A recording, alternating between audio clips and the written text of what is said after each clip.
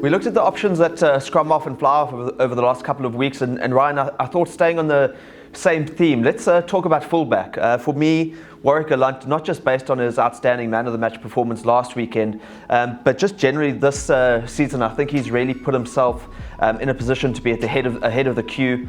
I really like the way he's playing his rugby at the moment. He looks full of confidence. I think John Mitchell's brought something different out of him. And he looks to have added aspects to his game. I think his defence and kicking are things he's worked on. And I've been encouraged by listening to him this past week. He's chatted to the media and said he's so determined to become a complete fullback. He seems to be a guy who's, he's a youngster, but he's got a really mature head on his shoulders. And I think he's really going places. Yeah, so I think after our disagreement on Andre and Alton last week, we find some common ground in this now with Warwick Gelant. I do have some reservations, but before we get there, I want to say that I think this kid is really special. Having Mitch as his coach kind of feeds into his attacking sensibilities and instincts. So I think that's a really good situation there. So for me, he's got a monster boot. Obviously, we've spoken about a great attacking play.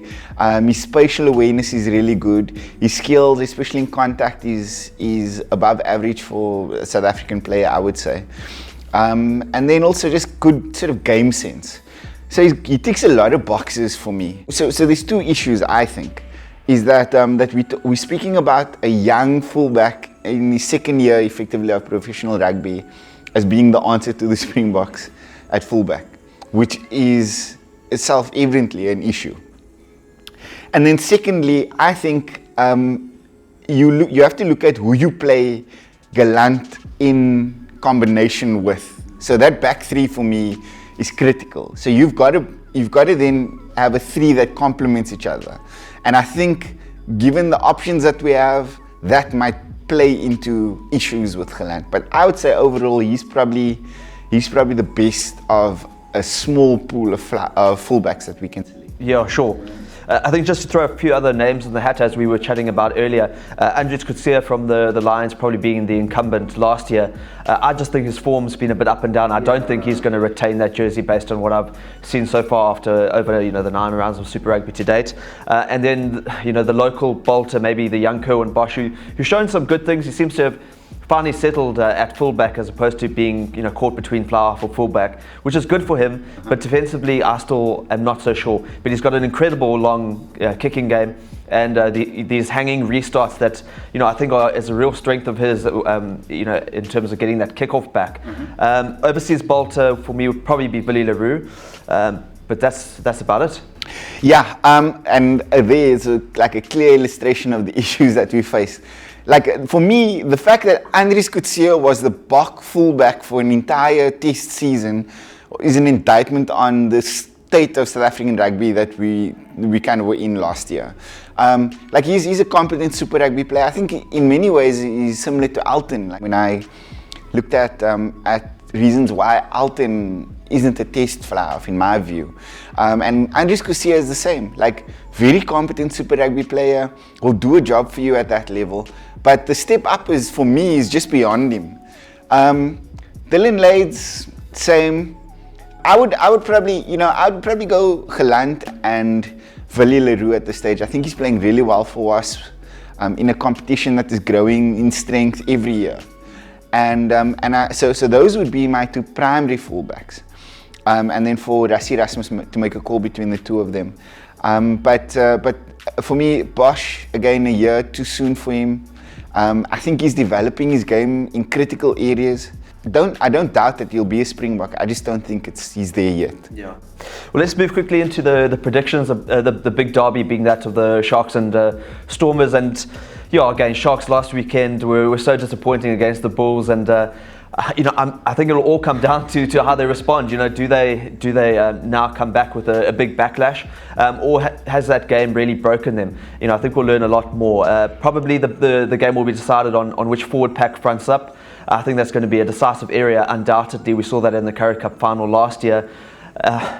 It's a hard one to call. I think flip a coin and go with that. Being so undecided myself, I have to say I'm going to go purely on home ground advantage, even though the Sharks haven't been that great there. I think there will be a backlash of sorts, because I've heard the people in Durban have really been on their backs ever since that loss by 30 points to the Bulls last weekend.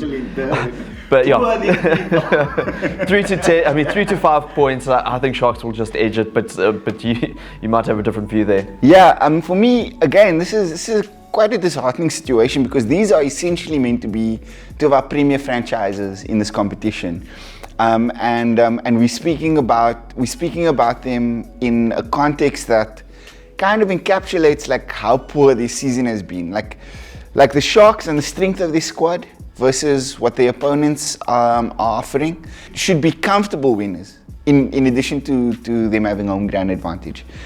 So I'm going to call the Sharks by 7 to 10.